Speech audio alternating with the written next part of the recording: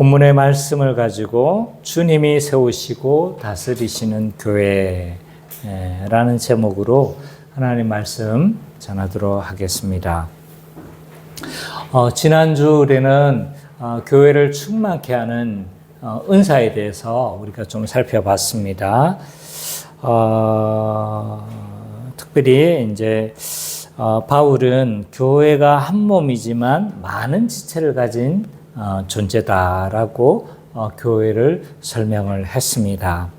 교회는 한 몸이지만 다양한 지체로 구성되어진다는 거죠. 그래서 한 몸 많은 지체라는 비유를 사용할 때마다 항상 뭐와 성경은 연결시키냐 하면 은사로 연결을 시킵니다. 그래서 이제 3절에서 보면 마땅히 생각할 그 이상의 생각을 품지 말고 오직 믿음의 분량대로 지혜롭게 생각하라 라고 했었을 때 앞뒤 전후 문맥을 보면 뭘 지혜롭게 생각하라는 거지? 마땅히 생각할 그 이상의 생각을 품지 말라는 거지? 라고 했었을 때, 은사라는 것을 알 수가 있는 거죠. 그래서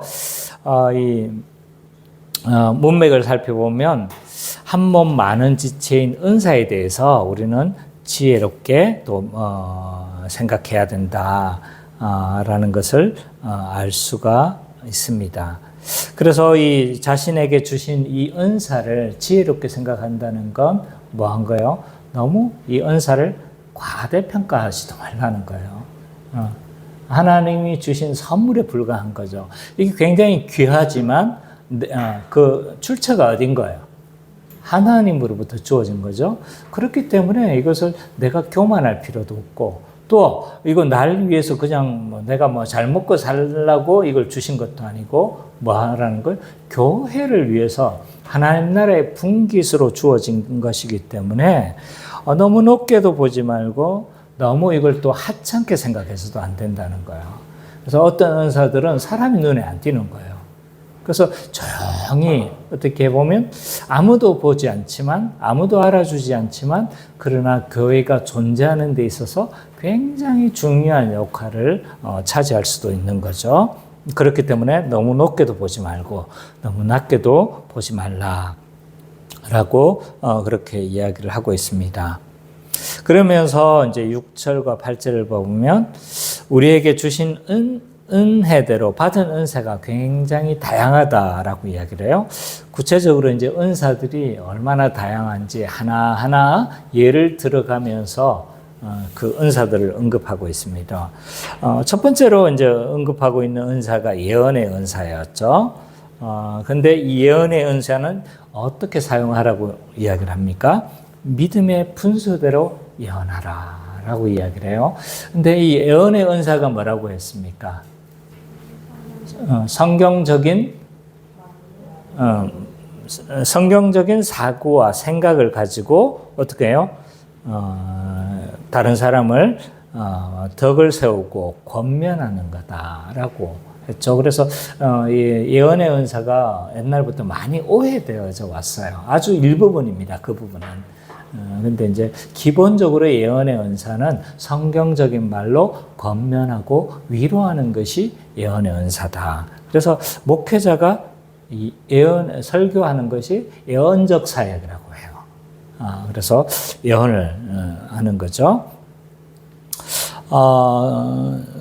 그래서 이 은사는 이제 믿음을 따라 예언해야 된다. 우리가 믿는 믿음 안에서 설교해야 되는 거 당연하죠, 그죠? 믿음 밖의 이야기, 싸이가 어떻게 했다더라, 아니면 아이유가 어떻게 했다더라, 이거 이렇게 하면 안 되는 거죠, 그죠? 뭐 해야 되는 겁니까? 오직 우리의 믿는 믿음 안에서 예언적 활동을 해야 되는 거예요. 그 다음에 이제 섬김을 은사를 가졌다라면 섬기는 것으로 교회를 충만케 해야 된다. 이 섬김의 은사는 다른 지체를 돌보는 은사인 거죠. 그래서 이것이 은사로 발전한 것이 은사와 직분으로 발전한 것이 집사 직분이다 라고 이야기를 했어요. 그리고 가르치는 은사는 가르치는 일로 교회를 충만케 해야 된다. 이 가르친다는 것은 성경 말씀이나 혹 체계화된 이런 신앙을 잘 가르치는 은사인 거죠. 또 위로하는 은사를 가졌다면 위로하는 일로 교회를 충만케 해야 된다. 이 위로라는 것은 단순히 이제 치열어, 힘내, 뭐 이런 내용의 위로가 아니라고 했죠. 어떻게 여기서 말하는 위로는 뭐라고 했습니까? 성도가 진리대로 살도록 격려하고 또는 진리대로 살도록 촉진하는 은사가 위로하는 은사다. 그래서 낙심한 사람, 믿음에서 낙심한 사람들이 있잖아요. 또 그 사람만 옆에 가면 어떻게, 위로의 은사를 가지고 있는 사람 옆에 가면 어떻게 되는 거예요? 다시 마음이 뜨거워지는 거예요. 굉장히 위로의 은사도 참 좋겠다라는 생각이 들어요. 사람들 눈에는 띄지 않지만 이 사람들이 어떻게 하는, 막 그 사람 곳곳에 가서 불을 지피는 거예요. 불을 지펴서 성도들에게 낙심되어져 있는 사람을 위로하고 세워서 다시 한번 세우고 다시 믿음을 뜨겁게 한다면 얼마나 하나님 기뻐하실까라는 생각도 듭니다. 또 구제하는 은사를 가졌다라면 성실하게 구제해야 된다라고 이야기를 해요. 이 성실함으로 구제한다는 건 이 성실함이라는 헬라어를 살펴보면 순전한 마음으로 또는 너그러운 마음으로 성실하게 해야 된다는 거죠. 그래서 이 구제는 순전해야 되죠. 어떤 사심을 가지고 구제를 해서는 안 되고 너그러운 마음으로 해야 하기 때문에 성실함으로 하라라고 이야기를 하고 있어요. 다스리는 은사를 가진 사람은 다스림으로 교회를 충만케 해야 된다. 부지런히 다스림으로. 그래서 교회가 질서 있게 다스리기 위해서는요, 이 다스리는 은사를 가진 사람은 게으르면 안 되는 거예요. 그래서 필요적절하게 꼭 필요한 순간에 다스리는 은사를 발휘해야 된다라고 이야기를 하고 있고, 마지막 긍휼을 베푸는 은사가 있다면 즐거움으로 교회를 충만케 해야 된다. 왜 이 긍휼을 베푸는 사람이 즐거움으로 해야 되느냐라고 했었을 때 이유가 있었죠. 이 긍휼의 은사는 단순간의 일시적인 긍휼이 아닌 거예요. 지속적으로 어떤 사람을 돌보고 또 긍휼을 베풀어야 되는 그런 은사이기 때문에 이게 어떨 때는 지치기도 하는 거예요. 어떨 때는 내가 이렇게 하는 것이 의미가 있나? 뭐 이런 생각을 할 때가 있는 거죠. 그러나 이렇게 긍휼을 베푸는 은사를 가졌다 하면 어떻게 해야 된다는 거예요? 즐거움으로 그 은사를 감당해야 된다라고 그렇게 말을 하고 있습니다. 그래서 지난주 내용을 한 문장으로 요약하면 이렇습니다. 바울은 한 몸 많은 지체로서 각자의 은사를 내어줌으로 교회를 충만케 하라고 하신다라고 그렇게 정의를 할 수가 있습니다. 자, 오늘 본문을 우리가 마태복음 앞으로 제가 해야 될 설교 내용인데 마태복음을 드렸잖아요, 그죠? 12장까지만 하고 말았는데 16장에 이제 있는 본문이라고 할 수 있는데 이 본문을 통해서 교회를 세우는 주체가 누구인가에 대해서 우리가 좀 살펴보도록 하겠습니다. 교회는 누가 세우는 것이며 또 교회의 구성원은 누구이고 또 이런 교회에 하나님께서 주신 그리스도께서 주신 권세는 무엇인가 이런 것들에 대해서 우리가 좀 살펴보도록 하겠습니다. 먼저 13절과 18절을 우리가 한 문단으로 끊을 수가 있을 것 같아요. 그래서 13절과 18절을 우리가 좀 살펴보면 교회를 세우신 주체가 누구인지에 대해서 그리고 또 교회를 구성하는 구성원이 누구인지에 대해서 우리가 좀 살펴볼 수 있는 것 같아요. 13절과 18절을 우리 예지 자매가 한번 읽어 주십시오.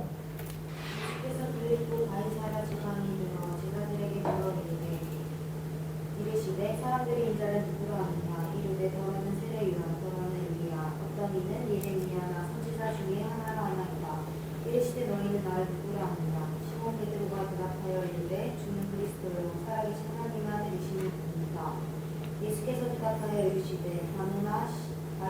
하시구나. 네가 복이 있도다.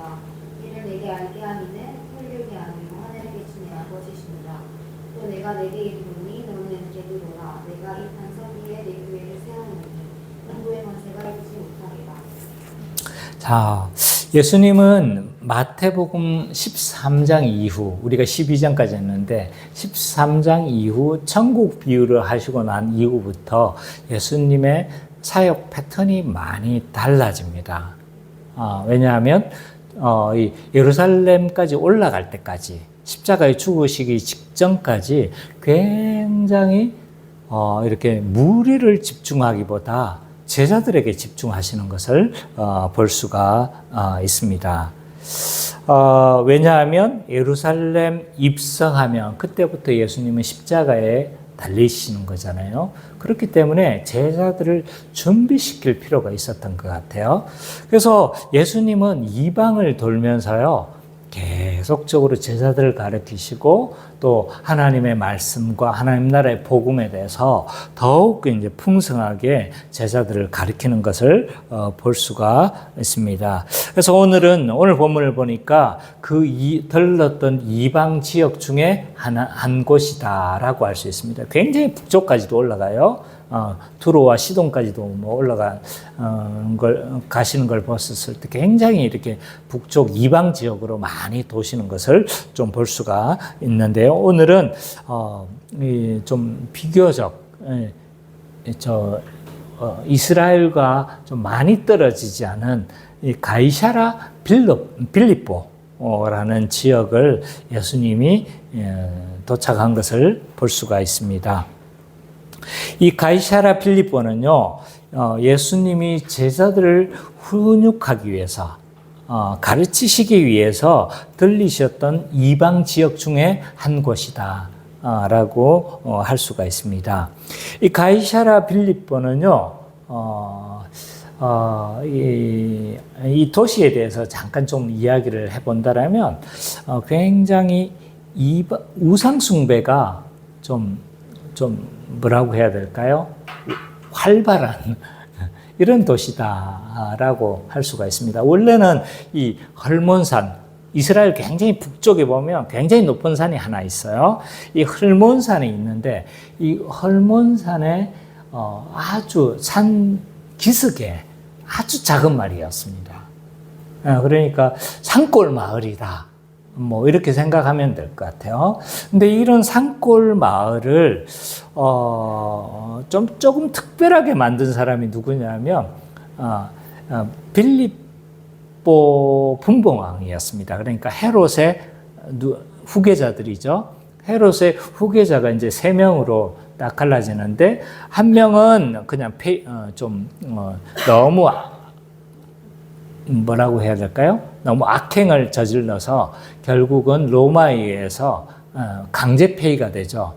그래서 헤롯의 2 아들만 남게 되는데 그 2 아들 중에 한 사람이 뭐냐면 이제 분봉왕 헤롯 빌립이라는 사람입니다.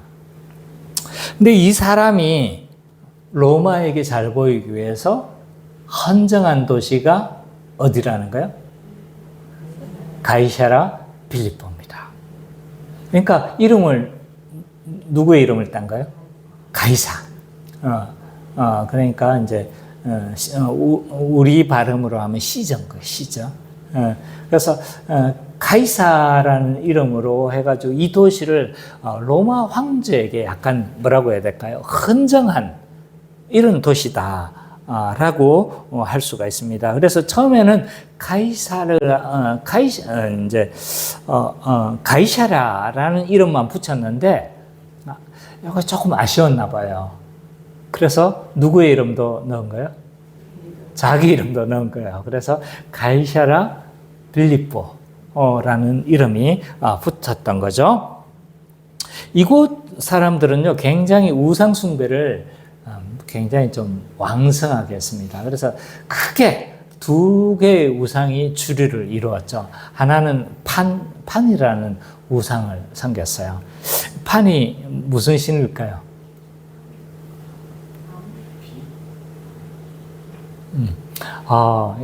야수의 신입니다. 야수의 신. 아마 산골이어서 그런지 모르겠지만 어쨌든 야수의 신이에요. 그래서 판이라는 이 신을 섬겼고 또 하나는 황제 숭배가 굉장히 성행했어요. 왜냐하면 누구에게 헌정한 거예요? 황제에게 한 거잖아요. 그러니까 뭐가 있습니까? 여기에 뭐가 있을 것 같아요? 황제 동상이 있을 게 뻔한 거잖아요. 그죠?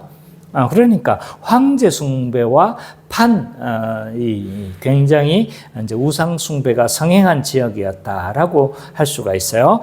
이곳에서 예수님은 제자들에게 사람들이 나에 대해서 어떻게 생각하는지 물었죠. 그러니까 뭐라고 대답을 합니까?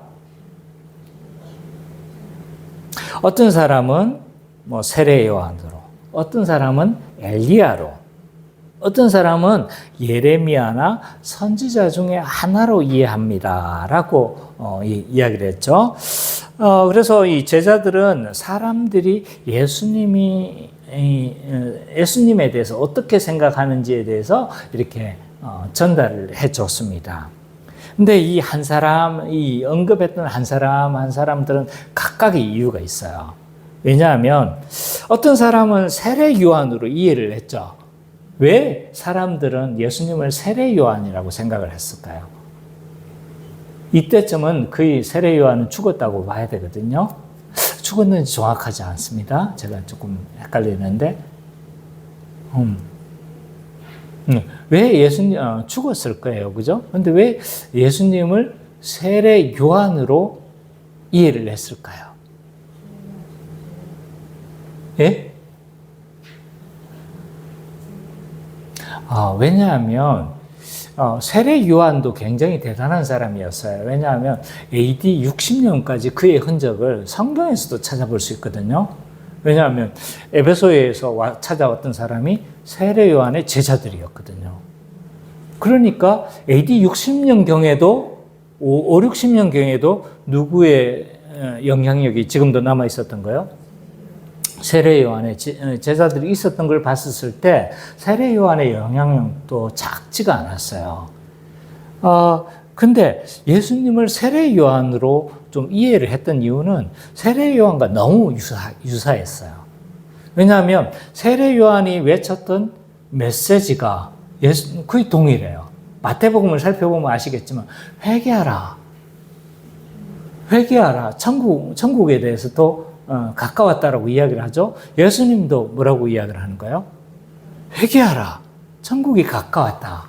라고 이야기를 하는 거예요. 그래서 예수님의 사역과 세례 요한의 사역이 굉장히 일치하기 때문이에요. 왜냐하면 세례 요한은 예수님이 하는 사역을 예비하기 위한 거고 예수님은 그것들을 이루기 위해서 왔으니까 서로 유사할 수밖에 없는 거죠.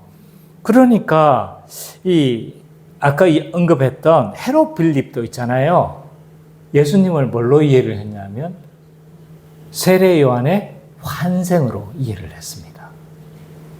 그게 성경에 나와 있죠, 그죠? 그래서 이 세례 요한이 다시 살아난 것으로 이해를 하고 오해를 했죠. 그러니까 사람들이 예수님을 세례 요한으로 오해했던 것은 뭐 크게 좀 이상한 게 아닌 거죠. 어떤 사람은 또 예수님을 뭘로 이해를 했습니까? 엘리야로 이해를 했어요. 왜 사람들이 엘리야로 이해했을까라고 했었을 때 엘리야의 사역과 예수님의 사역도 유사한 점이 또 있죠. 왜냐하면 이 종교적 불의에 대해서 엘리야는 굉장히 이스라엘을 책망을 했어요. 너희가 그걸 바알 신을 섬기면 돼? 이렇게 잘못 섬기는 것에 대해서 굉장히 책망을 했는데 예수님도 어떻게 하는 거예요?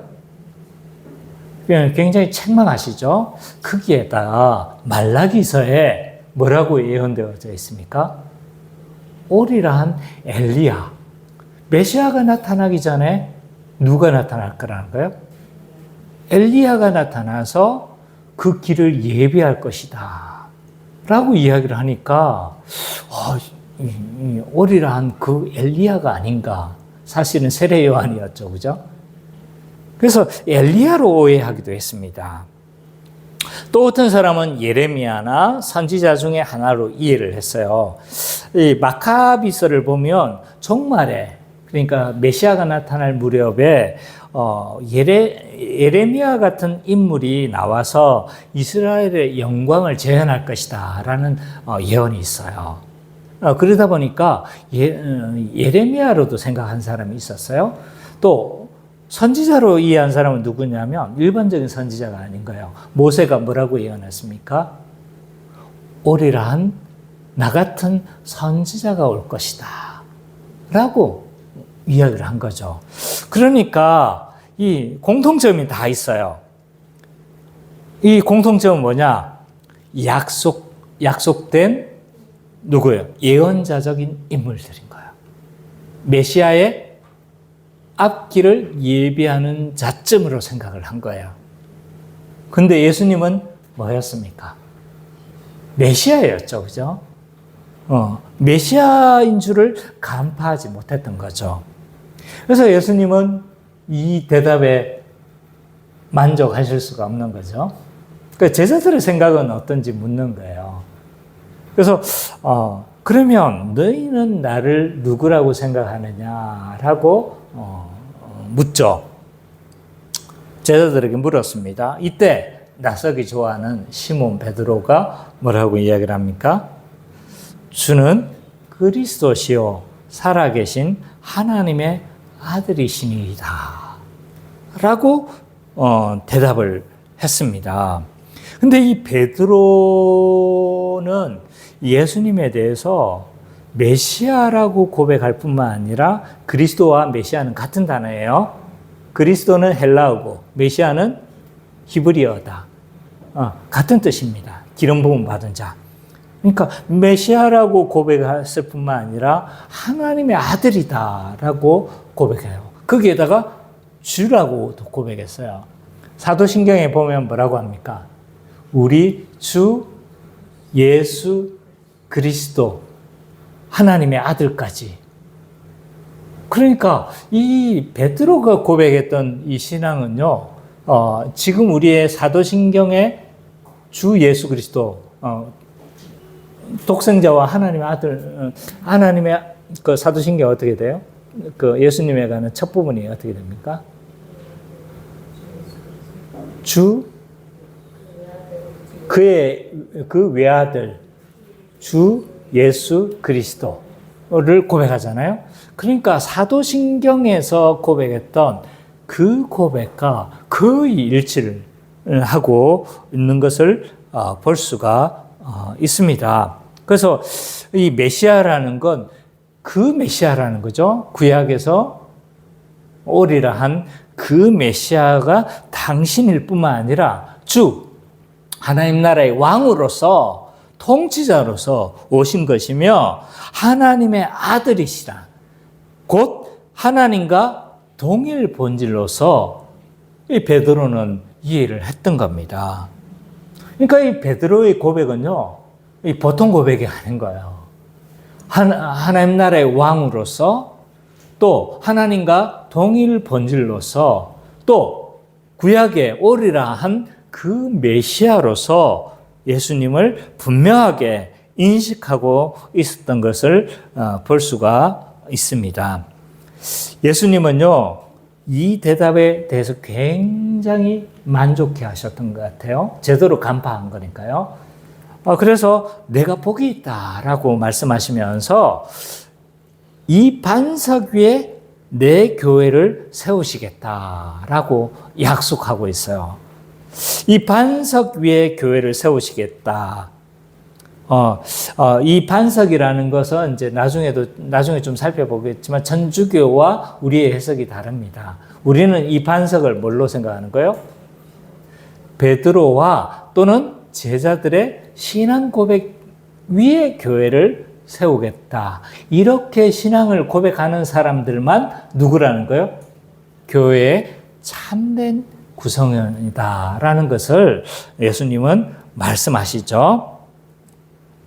그래서 예수님을 주라고 고백하고 그리스도라고 고백하며 또 하나님의 아들이셔서 이 모든 예수 그리스도의 구속을 믿는 사람만이 교회의 구성원이라는 것을 알 수가 있어요. 그러면서 내 교회를 세우겠다라고도 이야기를 하는 거예요. 근데 이것도 의미가 있는 거예요. 교회를 세우겠다. 이 교회라는 용어가 여기에 처음 등장해요. 제일 먼저 등장한 곳이다라고 할 수 있는 거죠. 그러면 왜 예수님은 특별한 이 용어를 사용했을까요? 교회, 내 교회를 세우겠다. 우리는 교회가 너무 익숙한 단어여서 이 단어를 보면서 별로 새롭지가 않은 거예요. 근데 이 단어가 어디에서 기원했는지를 알아야 돼요. 자, 70인경에 보면 이 교회, 에클레시아라고 되어져 있는데 헬라어잖아요. 그죠?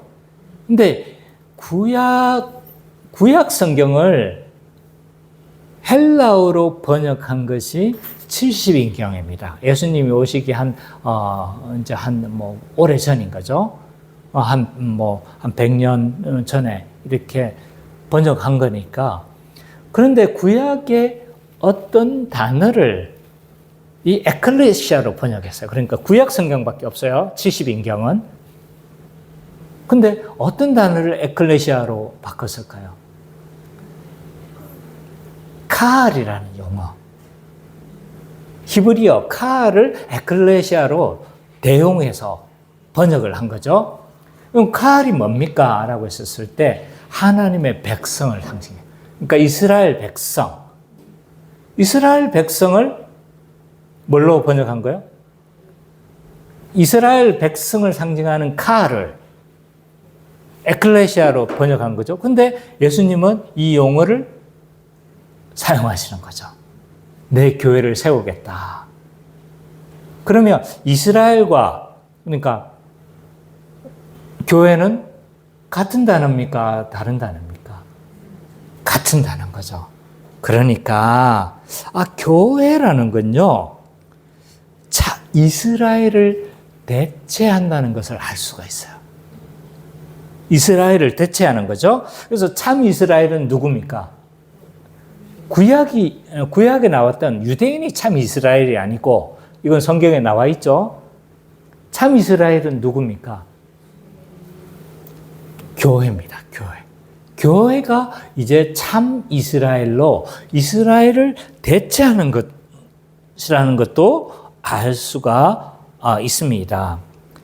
그래서 내 교회를 세우겠다라는 이 세우다도 표현이 뭐냐면 왕조를 세울 때 이스라엘을 세우겠다라고 할 수 있고, 그러니까 이걸 더 지지를 해주는 거죠.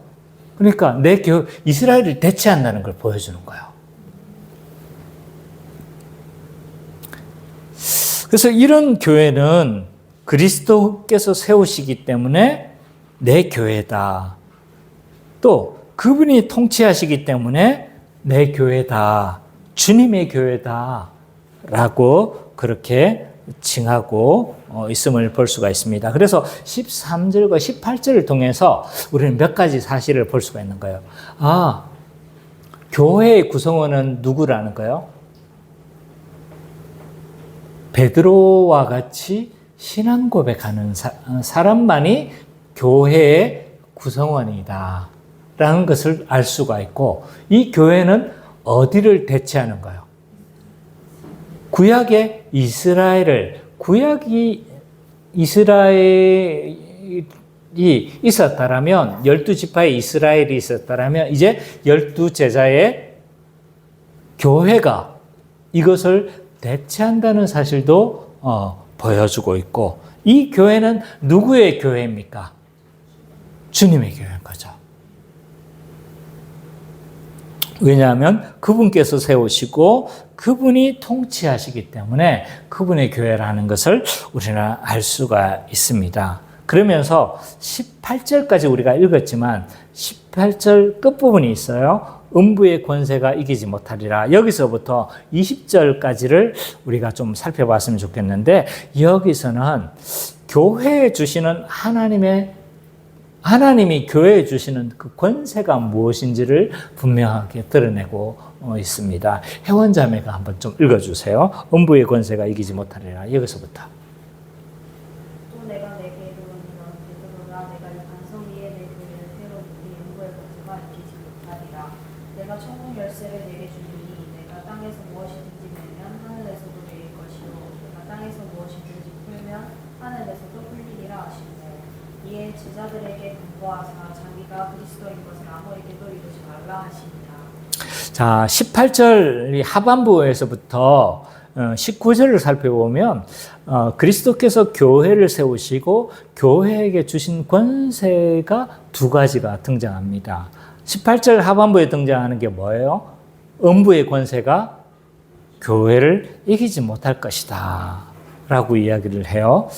음부의 권세가 이기지 못한다. 이게 이제 무슨 의미인지 분명하게 드러나지 않지만 헬라어로 직역하면 이렇습니다. 하데스의 문들이 교회를 이기지 못할 거다.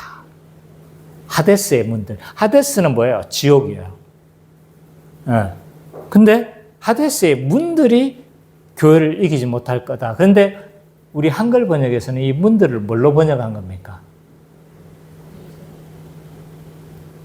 권세로 번역을 했어요.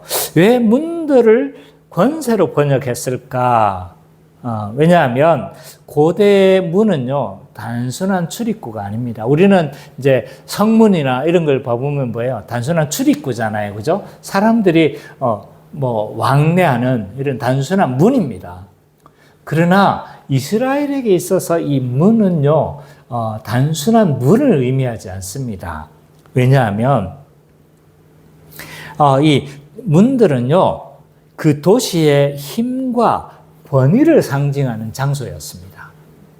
왜냐하면 이 성문 옆에서 모든 정치가 이루어졌고, 성문 옆에서 사법적인 뭐예요? 재판도 하고 이런 것들이 다 이루어진 거죠. 오늘날로 치자면 이 성문 옆이 곧 뭐다? 국회의사당인 거예요. 국회의사당. 또는 청와대와 같은 이런 역할을 한 것이다라고 할 수 있는 거죠. 그래서 이 성경에서 문은요, 힘과 권위를 상징하는 경우가 많습니다. 그래서 찬양도 이런 찬양 있잖아요. 문들아 머리 들어라. 시편에서도 나와 있는데, 이 문들은요, 이 권세를 상징합니다. 창세기 22장 17절을 한번 볼까요?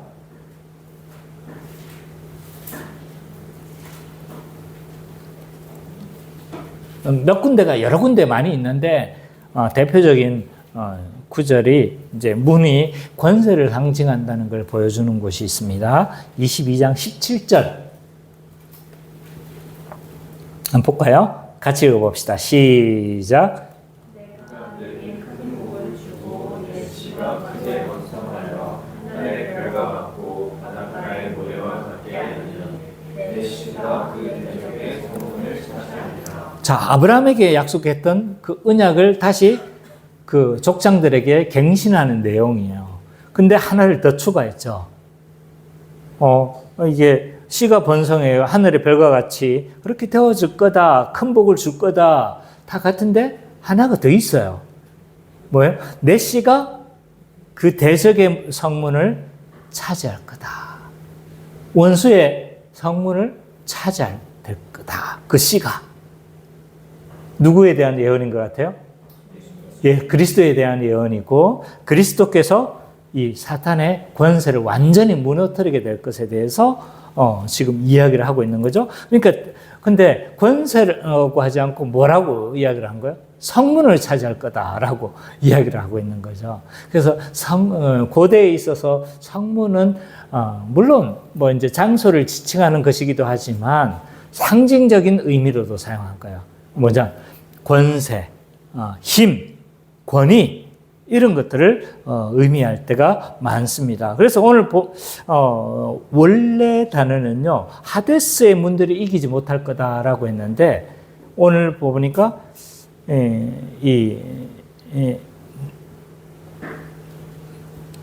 뭐라고 되어 있는 거예요? 음부의 권세가 교회를 이기지 못할 것이다. 라고 이야기를 하고 있죠. 이게 어떤 의미냐? 지옥의 권세가 뭐 하지 못할 거라는 거예요? 교회를 이기지 못할 것이다. 이렇게 번역하는 것은 굉장히 타당합니다. 그러면 지옥의 권세가 교회를 이기지 못할 것이라는 게 도대체 어떤 의미냐?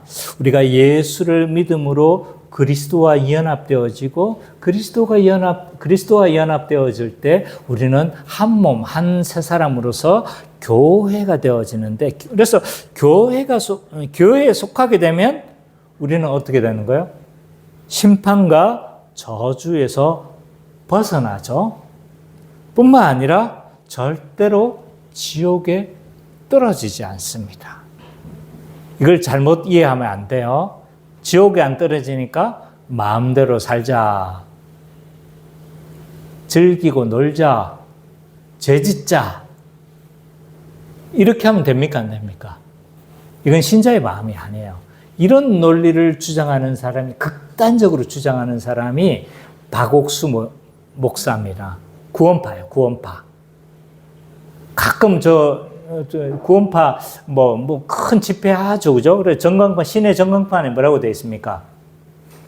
거듭남, 죄사함의 비밀 하면서 박옥수 목사 대구에 와가지고 막 큰 집회 한다라고 전광판에 막 광고하거든요. 이 단체가 이런 걸 주장하는 거예요. 그래서 회개하는 것은 거듭나지 못한 증거다라고 이야기를 해요, 이 사람들은. 그러니까 왜냐하면 이 사람들의 논리에 있어서는 회개할 필요가 없는 거예요. 왜? 이미 구원받았으니까, 이제 지옥에 안 떨어지니까 마음대로 살아도 된다는 거예요. 어쨌든, 그래서 이렇게 이해를 하면 안 됩니다. 지옥에 떨어지지 않지만, 또는 이 천주교가 말하는 대로 교회에 나오면 자동으로 구원된다는 것을 의미하지는 않습니다. 그렇지만 이 음부의 권세, 지옥의 권세가 교회를 이기지 못하겠다는 말의 의미는 뭐냐? 비록 사탄이 위협하고 유혹하겠지만 신자는 절대적으로 안전하다는 거예요. 절대적으로 안전하고, 또 한편으로는 이 교회는 소멸되지 않고 영원히 존속되어질 것을 약속하는 말씀이다. 비록 어떨 때는 교회가 뭐해 보일 수 있는 거예요? 굉장히 약해 보이고 심지어는 없어질 것처럼 보이기도 하고 심지어 망할 것처럼 보이고 실제로 망한 교회도 있죠. 그런 것처럼 보이지만 음부의 권세가 교회를 이기지 못하기 때문에 어떤 식으로든 교회는 뭐 할 거라는 거예요? 존속되어지며 유지되어질 것이다 라는 것을 약속하고 있는 말씀이라고 할 수가 있습니다. 19절에 보면요, 교회에 주신 권세가 하나 더 있어요. 그게 뭡니까? 천국 열쇠죠. 천국 열쇠를 주십니다. 물론 예수님은 사망과 생명의 주인이시기 때문에 이 천국의 열쇠는 궁극적으로 그리스도께서 가지고 있는 것으로 우리는 이해를 해야 합니다. 그러함에도 불구하고 교회에 천국 열쇠를 주셨다는 건 뭐예요? 하늘나라, 즉 하나님의 나라의 열쇠를 메고 푸는 것의 권세를, 법적인 권위를 누구에게 맡기셨다는 거예요? 하나님 나라, 천국의 문을 열고 닫는 이 권세를 누구에게 맡기셨다는 거예요? 교회에 맡기셨다는 것을 우리가 알 수가 있습니다. 그래서 이 천국의 열쇠를 가지고 매고 푸는 이 결정권과 법적인 권위를 교회가 가지고 있다는 것을 알 수가 있어요.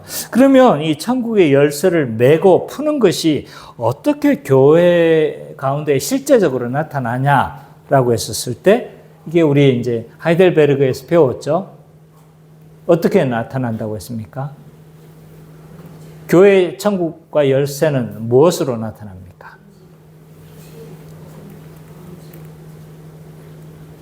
그렇죠. 하나는 권징이고 하나는 뭡니까? 복음의 전파, 복음의 강설 이렇게 하죠. 그래서 하이델베르그 문답 83문에서는 이렇게 문을 하고 답하고 있습니다. 제 83문. 천국의 열쇠는 무엇입니까? 답. 거룩한 복음의 강설과 교회의 권징인데 이 두 가지를 통하여 천국이 열리고 닫힙니다. 라고. 그래서 전통적으로 교회는 이 천국의 열쇠가 구체적으로 뭐냐라고 했었을 때 복음의 강설과 권징인 거죠. 둘 다 문을 열고 닫는 기능이 있기도 하지만 보통은 이제 이렇게 하죠. 문을 여는 건 뭐예요? 복음의 전파인 거죠. 그래서 복음을 전파해서 문이 열리는 것으로 보인 거예요. 문을 닫는 건 뭐예요? 권징인 거죠. 그래서 이 사람에게 권징을 시행하고 출교를 시행해버리면 뭐가 되는 겁니까? 천국의 문이 닫히는 것으로. 그래서 하늘에서 매면, 땅에서 닫으면 하늘에서도 닫는 것으로 여겨줄 것이고, 땅에서 열면, 교회에서 열면 하늘에서도 열리는 것으로 그렇게 이해를 하겠다라고 그렇게 이야기를 하고 있는 거죠. 그래서 이 권징의 문제를 우리는 굉장히 사사로운 것으로 이해를 해서는 안 됩니다. 그래서 요즘엔 출교도 안 하고 권징을 시행도 잘 안 하지만 이거 하는 것도 되게 가볍게 여깁니다. 그래서 하면 어떡합니까? 다른 교회로 옮기면 되지 뭐. 그런데 이 교회에서 안 풀어지면 어떻게 되는 겁니까? 정당한 방식, 정당한 절차, 정당한 내용을 가지고 이 사람을 권징을 시행한 것이라면 이 교회가 풀어주지 않는 한 뭐 하지 않는 거다? 풀리지 않는 거죠. 이 사람이 돌아와서 회개하고 용서를 구할 때에만 교회에서 풀어줄 수가 있습니다. 그래서 교회에 주신 이 권세를 가볍게 여겨서는 안 됩니다. 그래서 이 천국 복음을 전파함으로 천국의 문이 열려지고 권징을 통해서는 이것을 금할 수 있는 통제꾼, 즉 닫는 역할을 한다라고 할 수가 있습니다. 그래서 13절과 18절은 이렇게 요약할 수가 있습니다. 예수님은 베드로와 같은 신앙 고백이에 자신의 교회를 세우시고 음부의 권세가 이기지 못하며 천국의 열쇠의 권세를 교회에 주셨다라고 한마디로 정리할 수 있을 것 같습니다. 그러면 오늘 이 말씀이 우리에게 어떻게 적용되어질 수 있는지에 대해서 살펴보도록 하겠습니다. 먼저 첫 번째로 교회는 그리스도를 오직 주와 구원자이심을 믿는 자들로 구성되어진다는 사실을 알아야 합니다. 다시 한번, 교회는 그리스도를 오직 주와 구원자이시고 그리스도임을 믿는 자들로 구성되어진다는 사실을 믿어야 되는 거죠. 오늘 18절에서 예수님은 이 반석 위에 교회를 세우시겠다라고 말씀하고 있습니다. 이 천주교는 이 반석을 베드로 자체로 이해를 합니다. 우리는 베드로의 신앙 고백으로 이해하는데 천주교는 베드로 자체로 이해를 합니다. 왜 그러면 이 천주교는 베드로 자체로 이해합니까? 베드로가 뭡니까? 이름이죠? 뜻이 뭘까요? 반석이라는 뜻이야. 페트라. 반석이라는 뜻인 거죠. 그러니까 천주교가 이렇게 오해하는 것도 어느 정도 좀 나름 약간은 이해는 돼요. 그죠? 그러나 그래서 어쨌든 천주교는 베드로 자체로 이해를 하고 그래서 베드로 위에 교회를 세우시겠다라는 것으로 이해를 하는 거죠. 그럼 베드로 죽었잖아요. 그럼 어떻게 되는 거야? 베드로는 죽었는데 이미. 베드로는 죽었지만 베드로의 후계자들이 있죠. 베드로의 후계자들이 누굴까요? 교황인 겁니다. 교황.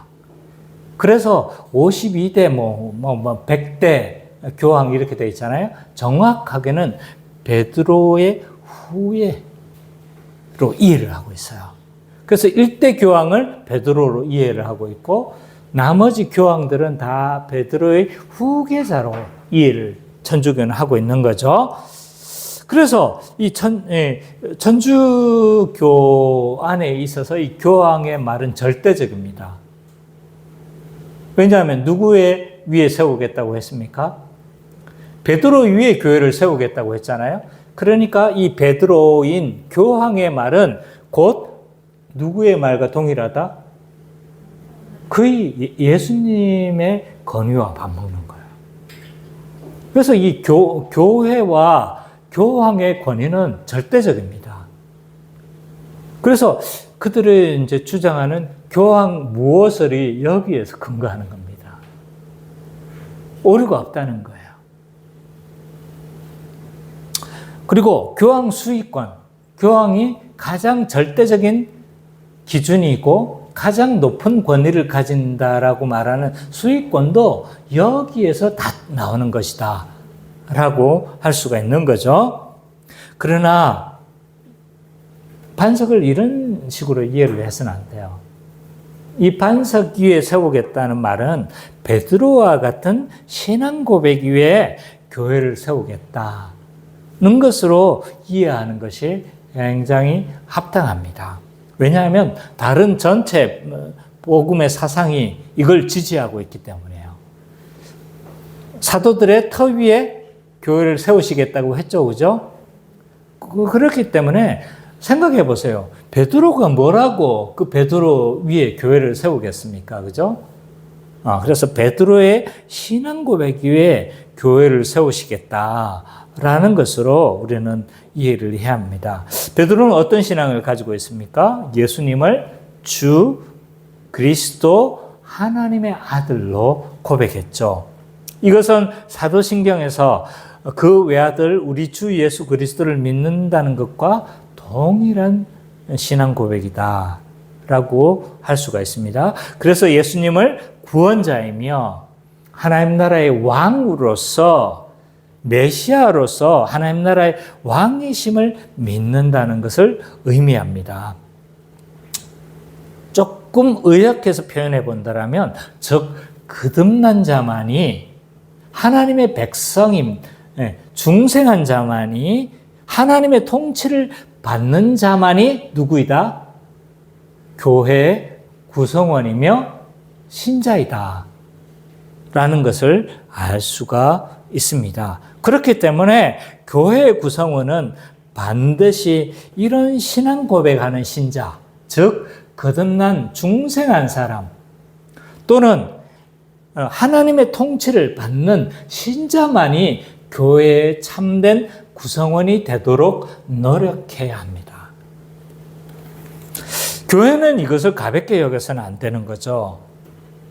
이것을 가볍게 여겼을 때 어떤 문제가 일어날까요? 제일 먼저 나타나는 문제는요, 분명한 신앙 고백이 없어도 세례를 주는 현상이 나타납니다.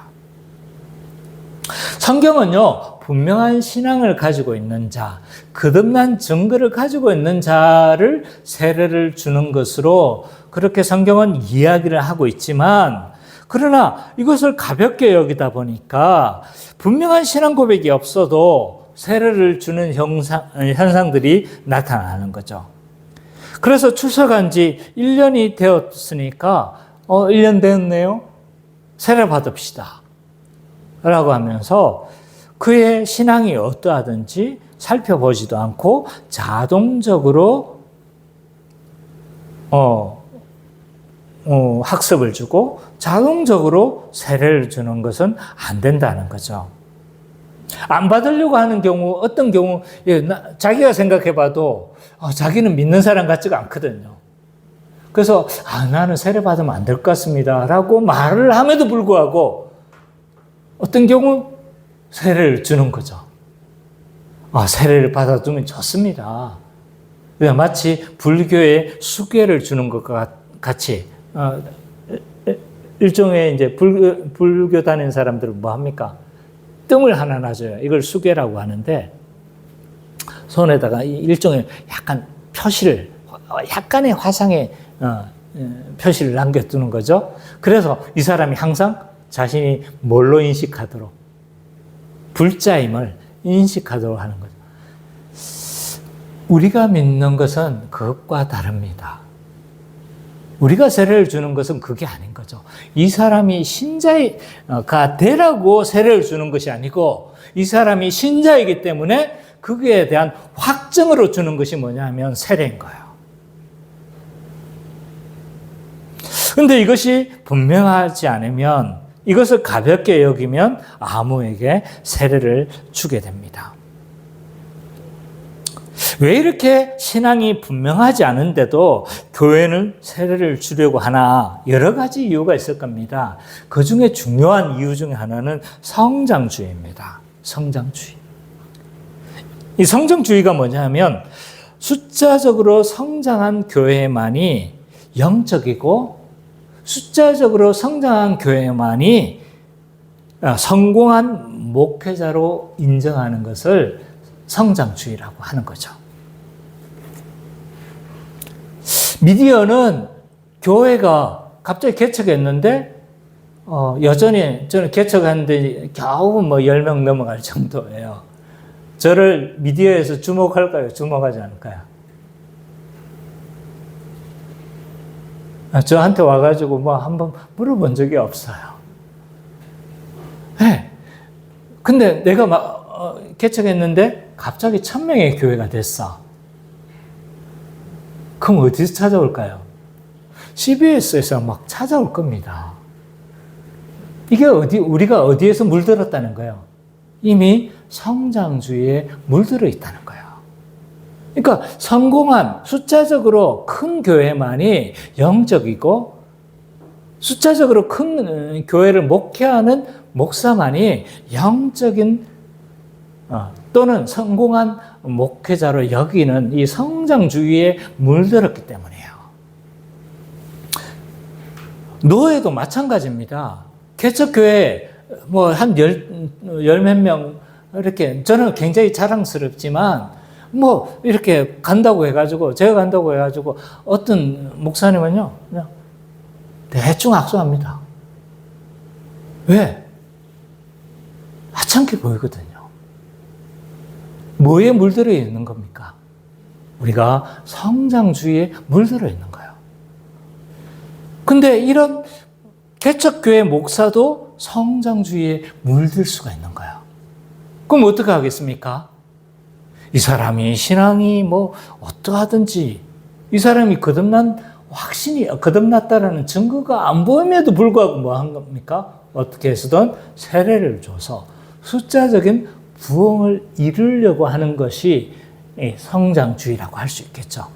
그래서 이 성장주의는요, 큰 교회 목사만이 물들지 않습니다. 작은 교회도 얼마든지 물들 수 있어요. 그래서 이런 일들이 일어나는 거죠. 그래서 거듭나지 않는 사람들이 교회에 자꾸 유입이 되어집니다. 이렇게 되었을 경우. 그 다음에 나타나는 문제가 뭘까요? 분명한 신앙이 없어도 세례를 줬잖아요? 그럼 나타나는 문제가 있어요. 불신자가 유입되겠죠? 그러면 불신자가 유입되면 나타나는 문제, 반드시 따라오는 문제가 있습니다. 교회의 세속화가 가속화된다는 거예요. 왜 교회는 이런 교회가 세속화가 되느냐? 누구의 퍼센테이지가 지금 커집니까? 불신자의 퍼센테이지가 커지겠죠. 이 사람은요, 착하게 보이는 불신자예요. 이 사람은요, 여전히 예수 그리스도를 주라고 고백하는 사람이 아닙니다. 그걸 믿는 사람이 아닌 거예요. 그러면 주님의 통치를 받으려고 할까요? 받으려고 하지 않을까요? 교회에 나와 있지만 주님의 통치를 받지 않습니다. 여전히 자신의 생각, 자신의 그것들이 우선입니다. 자신의 뜻대로 행하려고 합니다. 그러면 어떻게 될까요? 교회 안에 세속의 흐름들이 점점 세속의 물결들이 처음에는 조그만 구멍처럼 열렸던 것들이 점점 여기도 뻥, 저기도 뻥, 여기도 뻥, 큰 구멍이 나서 세속의 큰 물결을 교회 안으로 들어오게 되어지죠. 그래서 자기 본의적으로 여전히 살아가는 사람들이 많고, 그래서 이런 세례의 남용은요, 불신자의 퍼센테이지를 높여서 교회의 세속화가 파도와 같이, 쓰나미와 같이 밀려 들어오게 합니다. 그래서 세속화가 심해지니까 교회 안에 불의가 만연하게 되어집니다. 그래서 성경적인 원칙이 잘 안 되어지죠. 세상 사람들이 합리적이라고 하는 일들, 그래서 그러나 교회 안에 성경적인 원리가 아닌가. 예를 들어서 부자가 뭐 합니까? 장로가 빨리 되고, 이런 일들이 불의가 판을 치는 거죠. 심지어는 이것이 더 고약해지면요, 세상보다 더 고약해집니다. 그래서 어떡합니까? 저 서울의 모 장이동의 사랑 땡땡 교회는 뭐 합니까? 알박기를 했잖아요. 알박기를 해가지고 시가가 100억도 안 되는데 500억을 받으려고 그렇게 함으로 말미암아 얼마나 많은 욕을 얻어먹습니까? 이런 일들이 왜 일어나는 거예요? 결국 교회가 세속화되어졌다는 증거이고, 그 세속화되어진, 그러니까 불신자 퍼센테이지가 너무 높다 보니까 뭐가 되는 거예요, 지금? 세상보다 더 고약한 일들이 교회 안에 벌어지는 겁니다. 결국 이런 세례의 타락은요, 불신자가 유입하게 되어지고, 불신자의 유입은 교회의 세속화를 더욱 가속화시키고, 결국 세례의 타락은 교회 안에 신자가 상처받는 일로 마무리되어집니다. 신자는 하나님 뜻대로 살아가려고 하는 사람들인 거죠. 근데 불신자가 교회 안에 많으면 하나님 뜻대로 살려고 하는 신자가 상처를 입습니다. 왜냐하면 하나님 뜻대로 살려고 하는데 은근히 비웃음을 받습니다. 이야, 저 꼴통이다, 꼴통 저. 요즘도 저렇게 살아가나? 유도리가 없어. 하면서 말씀대로 살아가려고 하는 자들 어떻게 하는 거예요? 은근히 비난하고 은근히 뭐 한 겁니까? 어리석다라고 암시를 주고 그렇게 되어지는 거죠. 그러면 신자가 어떻게 되는 거예요? 내가 이렇게 살아가는 것이 맞나? 내가 너무 세뇌되었나? 내가 이렇게 살아가는 거, 나만 이렇게 살아가는 거 아니야? 라고 하면서 점점 이 사람도 낙심하고 오히려 이 사람도 빛을 어떻게 되는 거죠? 신자지만 거의 불신자와 방불한 삶을 비슷하게 살아가게 되어지는 거죠. 그래 결국은 교회가 있잖아요. 이 영광스러운 교회가 점점 엉망이 되어져 갑니다. 그러므로 교회의 타락의 출발은 어디서부터 시작되어진 거냐? 어디서부터 시작되어진 거예요? 세례의 타락으로부터 시작되어진 것이다. 저는 그렇게 생각합니다. 그래서 우리가 회원제도를 더욱 강화하려고 하는 이유가 여기에 있습니다. 회원제도를 이 등급을 나누는 것으로 이해를 해서는 절대로 안 돼요. 회원제도는요, 불신자와 회원인 교회와, 신자와 불신자, 이 선을 분명히 선을 끄려고 하는 거죠. 그래서 불신자가 뭐 하지 못하도록 함부로 교회 안에서 영향력을 끼치지 못하도록 하려고 하는 것이 회원제도이다. 이것을 우리는 명심해야 합니다. 그래서 등급을 나눈 것이다. 이렇게 생각해서는 절대로 아닙니다. 교회 헌법에도 되어져 있는 것인데 회원제도는 교회 우리 장로의 헌법 안에도 있는 것이지만 이것이 유명무실화 되어졌고 그러나 이것이 교회의 타락의 처음 시발점이 되어지기 때문에 더욱 분명히 하고자 하는 것이 회원제도를 강화하는 이유에 있다라고 생각하시면 됩니다. 그러므로 교회 구성원은요, 어떻게 해서든지 베드로와 같은 신앙 고백을 하는 자들로, 즉 신자들로, 거듭난 신자들로만 구성할 수 있도록 힘써야 합니다. 힘써야 된다는 이유는 뭡니까? 완전히 막을 수는 없다는 거예요. 두 번째, 교회는 그리스도께서 주신 교회의 권세를 믿고 낙심하지 말아야 합니다. 18절 하반부에서 교회에 주신 권세는 뭐였습니까? 음부의 권세가 교회를 이기지 못할 거라는 거죠. 음부의 권세가 교회를 이기지 못한다는 건 그 의미가 뭐냐? 여전히 사탄은 위협하고 교회를 망가뜨리려고 하고 그렇게 하겠지만 교회는 뭐 하다는 거예요? 안전하다는 거죠. 또 여러 가지 위태해 보여도 교회는 소멸되지 않고 영원히 존속될 것을 약속하는 것이다 라고 그렇게 볼 수가 있습니다. 저는 요즘만큼 교회의 미래가 걱정되는 때가 없습니다. 저만 그렇게 생각하는 것 같지 않아요. 대부분의 많은 목회자들이 교회의 미래, 교회의 안위를 걱정하고 있습니다. 실제로 세미나를 하는 거 봐보면요, 거기에 대한 세미나가 굉장히 많거든요. 그러니까 교회의 미래에 대해서 걱정하는 사람들이 많아졌다는 것은 누구도 부정할 수가 없습니다. 저도 그 중에 한 사람입니다.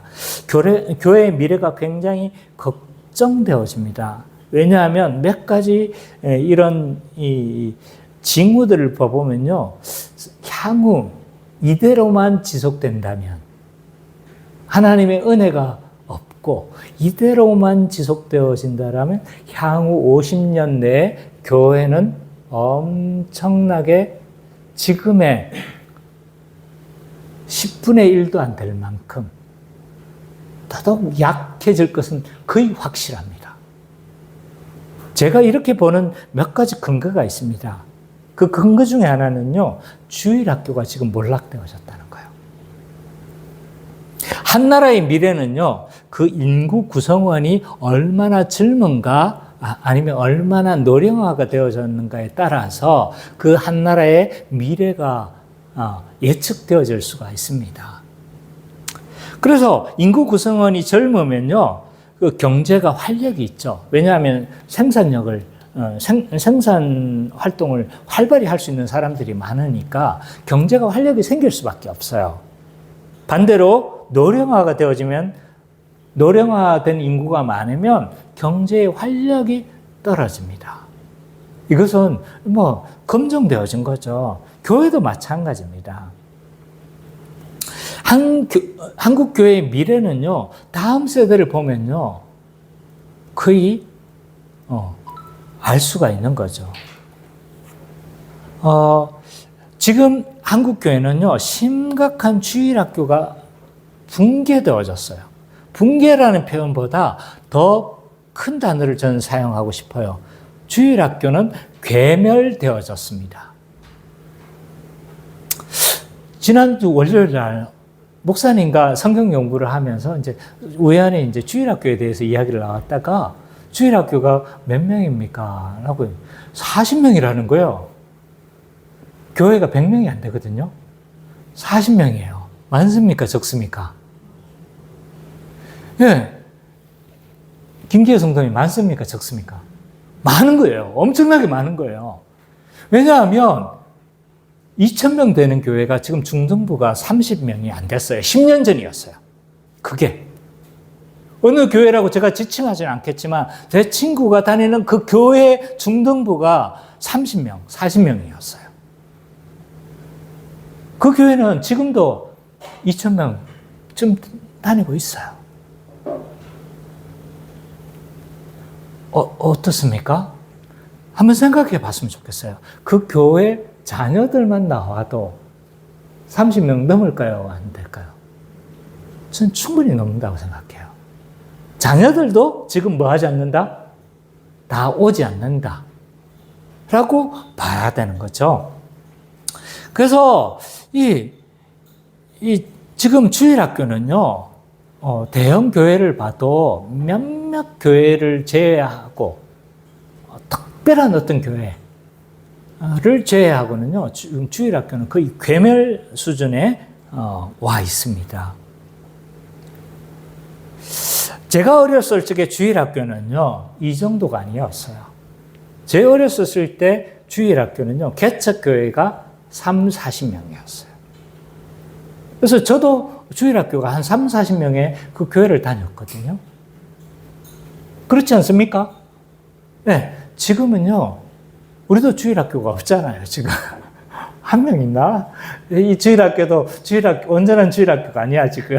내년에 지금 청년부로 올 주일학교인 거죠, 그죠? 그러니까, 이 주일학교가 거의 괴멸되어졌다. 그래서 40년이 지나면 우리의 다음 세대가 없다라고 보는 것이 거의 합리적입니다.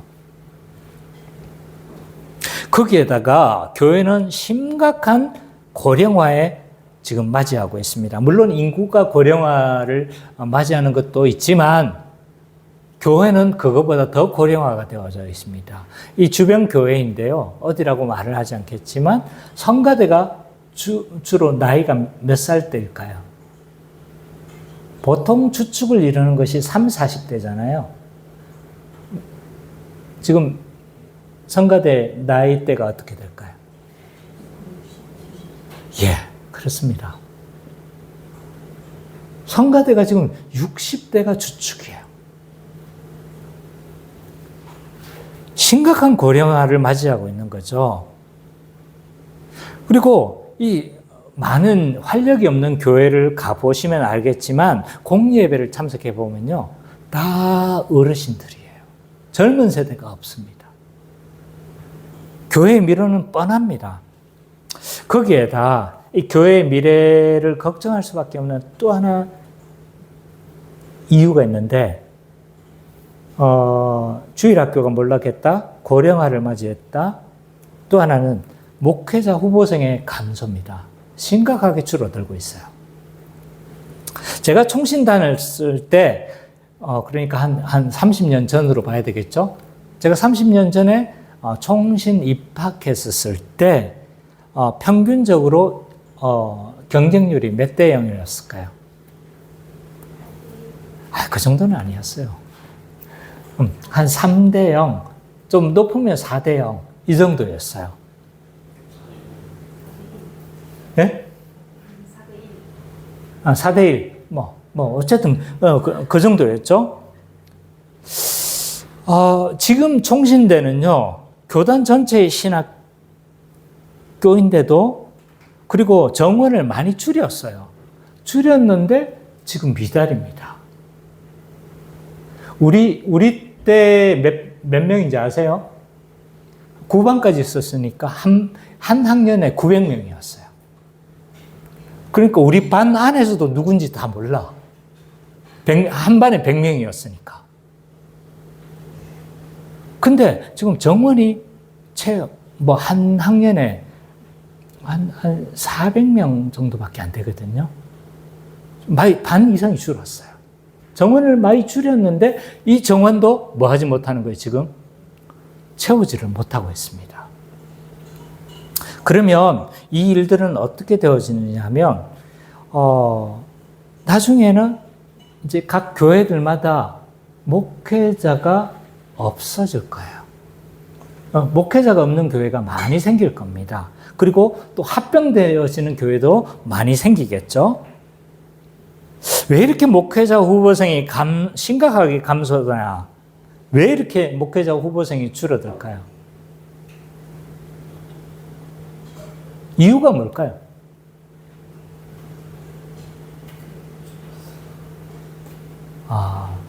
저는 몇 가지 이유가 있다고 생각해요. 그 중에 하나는 뭐냐면 목회자들에 대한 성도들의 인식의 변화가 큽니다. 이게 무슨 말이냐면 전에는요, 목회자가 그렇게 잘 사는 직업은 아니고 그렇게 물론 이상한 목사님도 있지만 그렇게 많은 대접을 받지는 않아도 이렇게 좋은 처우를 받지는 않아도 뭐는 받았습니까? 존경은 받았죠. 그죠? 존경은 받았어요. 그래서 목사님이라는 어떤 이것 때문에 굉장히 존경을 받았지만 지금은 그렇지 않다는 거예요. 존경을 못 받는 데다가 처우는 또 별로 좋지가 않은 거예요. 그러니까 거기에다가 앞으로 교회는 어떻게 될 것 같아요? 심각하게 어려워질 것 같으니까 안 가는 사람들이 많은 거죠. 그래서 물론 목회자들에 대한 인식 변화는요, 목회자들의 책임도 있어요.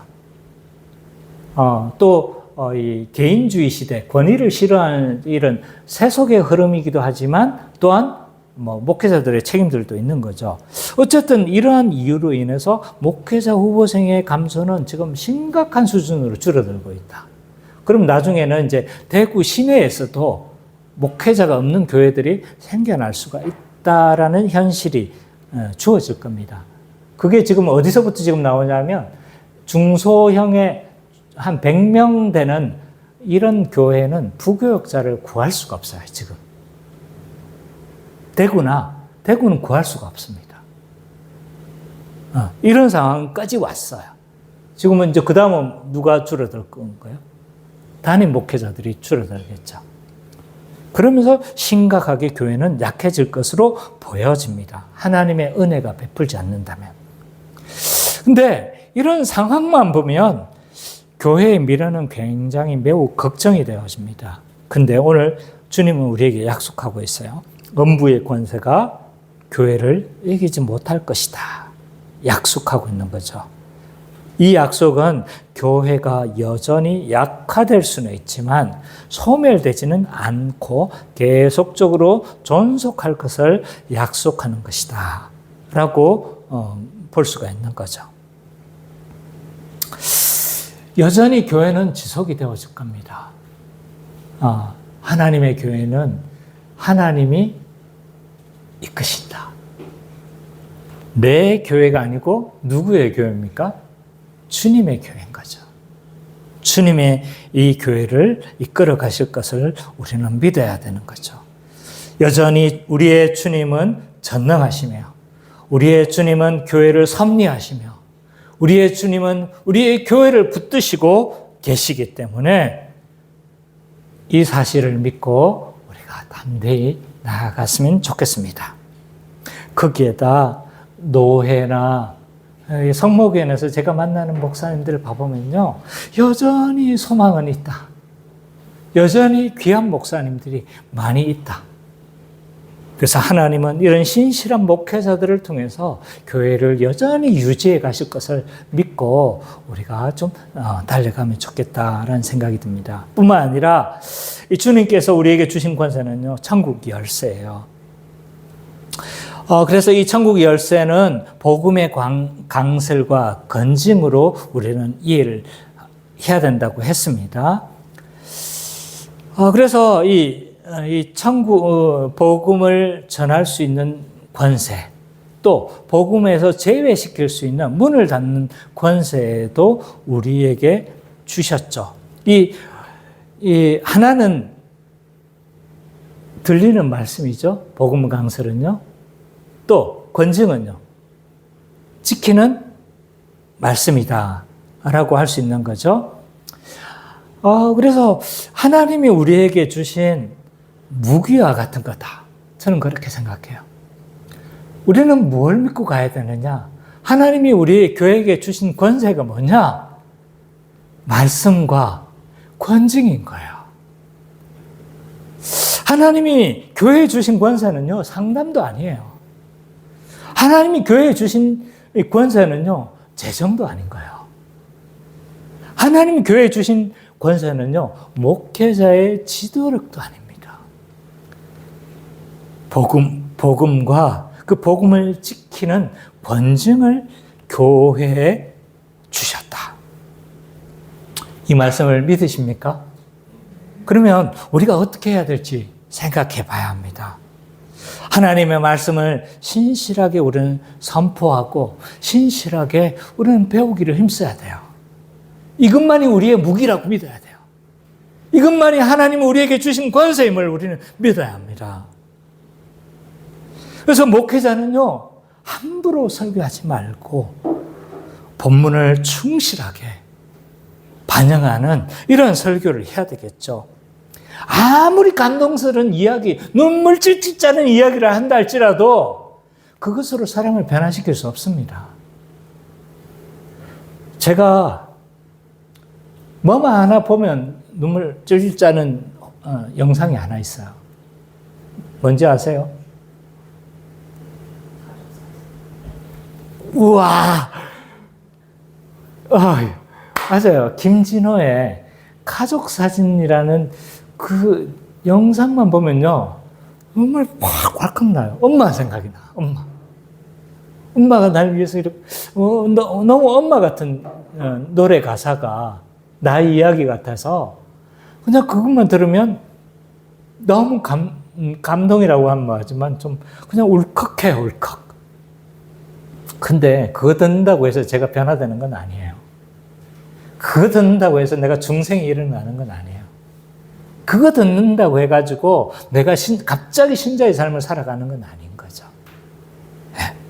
말씀 안에 능력이 있고 말씀만이 우리의 무기이며 말씀만이 천국을 이 땅에 가져오게 하는 권세임을 우리는 믿었으면 좋겠습니다. 또한 성도님들은 교만한 마음을 버리고 늘 말씀 배우기를 힘써야 합니다. 우리 교회는 이걸 너무 잘해주고 있어서 감사합니다. 저도 한 사람의 성도로서 배우기를 게을리 하지 않겠습니다. 그래서 열심히 저는 배우려고 노력합니다. 이번 주에서도 2단 계보 다 정리를 했어요. 그래서 언제 시간 남은 강의를 안 하고 싶어요. 왜냐하면 정리는 다 했지만 안 하고 싶어요. 왜냐하면 재미가 없을 것 같아. 그러나 2단 계보들을 딱 정리를 하면서 제가 느꼈던 건 해 아래 새 것이 없구나. 결국 자기가 메시아라고 하지만 앞에 선배들 거 다 배워가지고 메시아인 척하는 거예요. 그래서 신천지는 완전히 이것에 거의 종합, 잡탕, 뭐든 좀 쓸만한 것들을 다 가져와서 그냥 잡탕을 만든 것이 신천지다. 좀 그런 생각이 들었어요.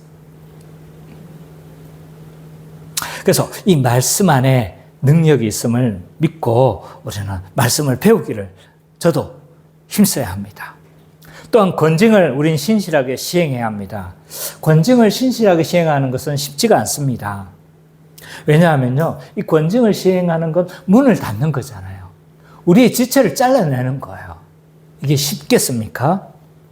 마치 상처가 입어가지고 썩어가고 골마가는 곳에 그 위에 뭘 붓는 것 같습니까? 소독약 붓는 거죠, 소독약.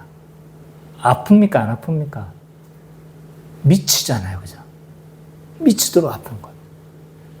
이 권징을 행한다는 건요, 쉬운 일이 아니에요. 왜냐하면 한 형제로 여겼던 사람들을 문을 닫고 이런 것이기 때문에 굉장히 아픈 거죠. 심하면 도려내야 돼요. 이것이 어찌 쉬운 일이라고 할 수 있겠습니까?